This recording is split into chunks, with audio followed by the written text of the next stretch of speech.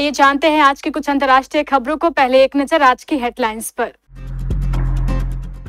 पाकिस्तान ने लगातार 8वें दिन तोड़ा सीज फायर, भारतीय सेना ने दिया मुंहतोड़ जवाब। दिल्ली एनसीआर में भारी बारिश के बाद जल भराव, रेड अलर्ट जारी। नाटक मत करो, आतंकी अड्डे खत्म करने में भारत की मदद करे पाकिस्तान, अमेरिका ने सुना दी खरी खरी। अखिलेश के पीडीए की काट, कांग्रेस के नैरेटिव की तोड़। अपनी गिदर भभकी से बाज नहीं आया पाकिस्तान, पहलगाम अटैक पर भारत की तैयारी देख पाक आर्मी चीफ ने कहा। इजराइल पर भड़का यूएन, मानवीय सहायता को रोककर गाजा को सामूहिक दंड दे रहा। इजराइल पर टूटा सदी का सबसे बड़ा कहर, नेतन्याहू सरकार ने की राष्ट्रीय आपातकाल की घोषणा।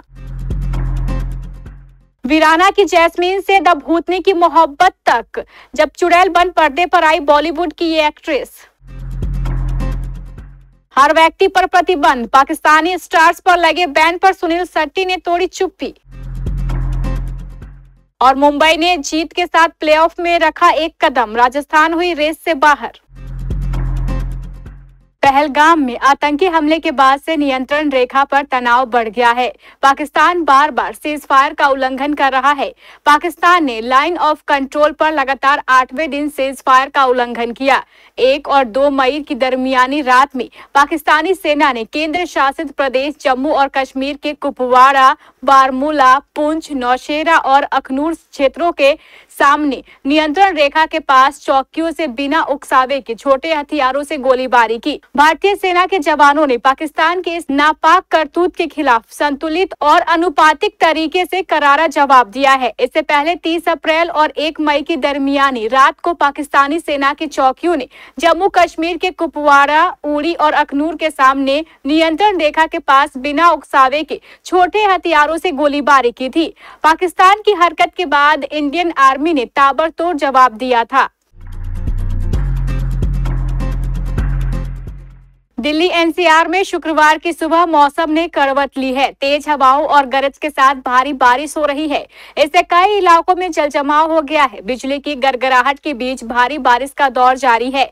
ऐसे में मौसम विभाग ने रेड अलर्ट जारी किया है। तेज हवाओं के कारण दिल्ली एयरपोर्ट टर्मिनल 3 पर एक धातु का ढांचा ढह गया। हालांकि बारिश होने से लोगों को गर्मी से राहत मिली है। वहीं मौसम विभाग ने अगले 2 घंटे के दौरान दिल्ली एनसीआर, हरियाणा के यमुनानगर, करनाल, सफीदो, पानीपत, सुहाना, पलवल, नूह, होंडल, जबकि यूपी के गंगोह, शामली, कंधाला, नंदगांव, बरसाना, राया, हाथरस, मथुरा, सादाबाद, आगरा, जजाऊ के साथ राजस्थान के भिवाड़ी, डिंग और भरतपुर में अलर्ट जारी किया है। इन स्थानों पर मध्यम से तेज आंधी और बिजली गरज के साथ मध्यम से भारी बारिश जारी रहने की संभावना जताई गई है।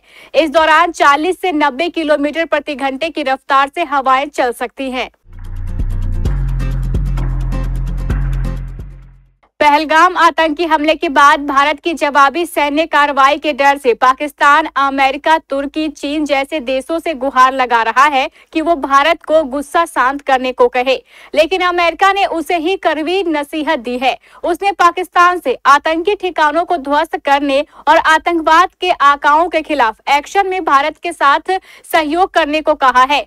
अमेरिकी उपराष्ट्रपति जेडी वेंस ने खरी खरी सुनाते हुए कहा है कि शहबाज शरीफ सरकार पाकिस्तान स्थित आतंकी अड्डों को खत्म करने के मामले में भारत का सहयोग करे। वेंस ने कहा है कि अमेरिका को उम्मीद है कि पाकिस्तान अपनी जिम्मेदारी के अनुसार भारत के साथ सहयोग करेगा।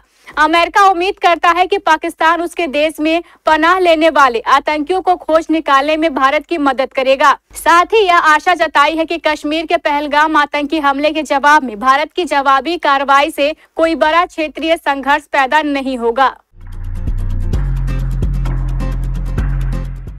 केंद्र सरकार ने जनगणना के साथ ही जाति जनगणना कराए जाने का ऐलान किया है। उत्तर प्रदेश में पिछड़ों की गोलबंदी और 2027 के विधानसभा चुनाव में अखिलेश यादव के पीडीए की काट के तौर पर इस फैसले को देखा जा रहा है। माना जा रहा है कि मोदी सरकार ने जाति जनगणना का फैसला लेकर विपक्ष का ब्रह्मास्त्र छीन लिया है। जिस जातीय जनगणना को राहुल गांधी ने अपनी पार्टी के लिए सबसे अहम मुद्दा बना दिया था और विपक्ष ने बीजेपी के खिलाफ भी इसे अपनी नैरेटिव कश्मीर में सेंट्रल थीम बना दिया था, उस मुद्दे को प्रधानमंत्री ने एक झटके में ही जमीन पर ला दिया। विपक्ष दल अभी भी इसे अपनी जीत बता रहे हैं। राहुल गांधी ने प्रेस कॉन्फ्रेंस कर कहा है कि उनका इस मुद्दे पर जबरदस्त दबाव काम आया और यह कांग्रेस की जीत है, तो अखिलेश यादव ने इसे 90% पीडीए के दबाव में 100% सफलता करार दी है। कश्मीर के पहलगाम में हुए आतंकी हमले ने पाकिस्तान का चेहरा पूरी तरह दुनिया के सामने बेनकाब कर दिया है। भारत 26 मौतों के जिम्मेदार हत्यारों को और उनके आकाओं को न्याय के कटघरे में खड़ा करने को तैयार है। पाकिस्तान पर कड़ी कार्रवाई की तैयारी है। ऐसे में पाकिस्तान अलग थलग और डरा नजर आ रहा है और उसकी ओर से गीदड़ भभकी दी जा रही है। पाकिस्तान की army chief general Asim Munir ने गुरुवार को कहा कि भारत के किसी भी दुस्साहस का त्वरित और निर्णायक जवाब दिया जाएगा। एक सैन्य अभ्यास के बीच पाकिस्तान के सैनिकों को संबोधित करते हुए आर्मी चीफ ने हर कीमत पर पाकिस्तान की संप्रभुता और क्षेत्रीय अखंडता की रक्षा के लिए सेना के अडिग संकल्प की पुष्टि की। जनरल आसिम मुनीर ने कहा, कोई अस्पष्ट न रहे, भारत के किसी भी सैन्य दुस्साहस का त्वरित, दृढ़ और जोरदार जवाब दिया जाएगा। पाकिस्तान क्षेत्रीय शांति के लिए प्रतिबद्ध है, लेकिन राष्ट्रीय हितों की रक्षा के लिए हमारी तैयारी और संकल्प पूर्ण है। गाजा में लगभग 2 सालों से इजरायली बमबारी जारी है, जिससे वहां मानवीय संकट पैदा हो गया है। इसके बावजूद इजरायल ने गाजा जाने वाले सभी मानवीय सहायता को रोक रखा है और रास्ते को बंद कर दिया है। इसी कड़ी में संयुक्त राष्ट्र के आपातकालीन राहत समन्वयक ने इजरायल से अपील की है कि वह गाजा पट्टी में मानवीय सहायता को जाने दे। यूएन के अवर महासचिव और आपातकालीन राहत समन्वयक टॉम फेल्चर ने गुरुवार 1 मई को अपने बयान में कहा कि गाजा पट्टी में मानवीय सहायता न जाने देना, रास्ते को बंद कर देना क्रूर सामूहिक दंड के बराबर है। बता दें कि इस साल के मार्च महीने में इजरायल ने युद्ध विराम समझौते को तोड़ दिया और गाजा पर नए सिरे से हमला शुरू कर दिया है। साथ ही वहां जाने वाली सभी मानवीय सहायता को रोक दिया है। इजराइल पर सदी के सबसे बड़े कहर ने हाहाकार मचा दिया है। पूरा इजराइल चारों ओर से आग की भयानक लपटों में घिर गया है। सैकड़ों फीट ऊंची आग की लपटें लोगों को डरा रही है। हालात को काबू में नहीं आता देखकर प्रधानमंत्री बेंजामिन नेतन्याहू सरकार की ओर से देश में राष्ट्रीय आपातकाल की घोषणा कर दी गई है। बता दें कि इजराइल के जंगलों में भीषण आग लगने से दहशत फैल गई है। जंगल में लगी आग में फंसे लोगों को निकाला जा रहा है। प्रत्यक्षदर्शियों ने बताया है कि जंगल में आग की लपटें इतनी अधिक ऊंची उठ रही है जिसे देखकर रूह कांप जाए। इजराइल में यह आग ऐसे वक्त में लगी है जब देश अपना 77वां स्वतंत्रता दिवस मना रहा है।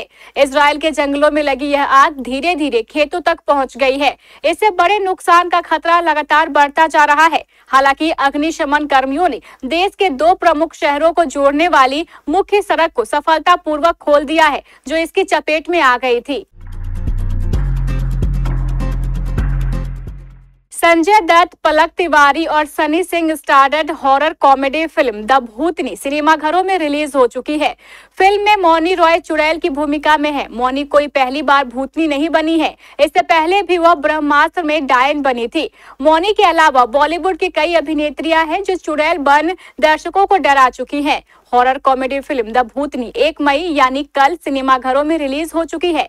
सिद्धांत सचदेव के निर्देशन में बनी फिल्म में मौनी डायन की भूमिका में है। अभिनेत्री और निर्माताओं ने सोशल मीडिया पर फिल्म के पोस्टर शेयर कर मौनी के मोहब्बत किरदार से रूबरू कराया, जिसमें वह काफी डरावनी लगी। फिल्म का निर्माण दीपक मुकुट ने किया है। द भूतनी से पहले इसी साल आई थी छोरी 2, जो 11 अप्रैल को अमेजॉन प्राइम वीडियो पर रिलीज हुई थी। साल 2021 के फिल्म छोरी के सीक्वल में सुहा अली खान डरावनी चुड़ैल की भूमिका में है। नुसरत भरूचा, कश्मीर महाजनी और सौरभ गोयल स्टारर फिल्म का निर्देशन विशाल फुरिया ने किया और निर्माण भूषण कुमार, विक्रम मल्होत्रा और जैक डेविस ने साथ मिलकर किया है। जम्मू कश्मीर के पहलगाम में हुए आतंकी हमले में 26 लोगों ने जान गंवा दी। इस हमले के बाद पाकिस्तान से जुड़े स्टार्स और लोगों को लेकर आक्रोश की भावना हर देशभक्त में देखने को मिल रही है।